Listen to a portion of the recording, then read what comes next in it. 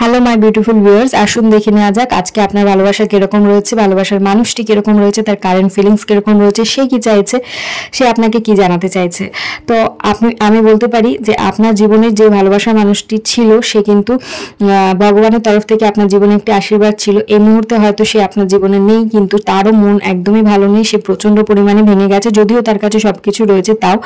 এবং সে ভালোবাসার মানুষের মধ্যে প্রচণ্ড পরিমাণে ফিনান্সিয়াল কোনো রকম স্ট্রাগল চলছে। সে চাইছে যে প্রপার্টির দিক থেকে বলুন, জবের দিক থেকে বলুন, সে চাইছে যে নিজেকে স্টেবল করবার জন্য। তবে চিন্তা নেই, আপনি তার জীবনে নেই বলে এই মুহূর্তে সে কোনো দিকটা ব্যালেন্স করতে পারছে না, ভীষণ মানুষের সাথে ঝগড়া ঝামেলা জড়িয়ে পড়ছে এবং টাকা পয়সার দিক থেকেও সে ভীষণ লস ফিল করছে। আপনাকে সে তার জীবনের কুইন হিসেবে মনে করে, রানীর মতন মনে করে, ঠিক আছে। আপনি যদি তার জীবনে ফিরে যান সে মনে করবে বা তার জীবনটা একদম টাকা পয়সায় পরিপূর্ণ হয়ে যাবে, ভালো হয়ে যাবে, গুড ব্লেসিং পাবে সে কিন্তু সেটাই মনে করে।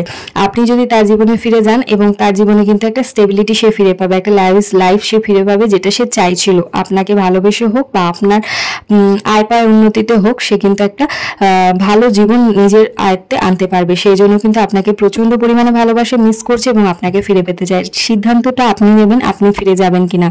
রিডিং যদি পছন্দ থাকে তাহলে অবশ্যই একটা কমেন্ট করে যাবেন এবং ইউনিভার্সকে একটা থ্যাংক ইউ বলে যাবেন। চ্যানেলটি সাবস্ক্রাইব করে নেবেন যদি রিডিং ভালো লেগে থাকে।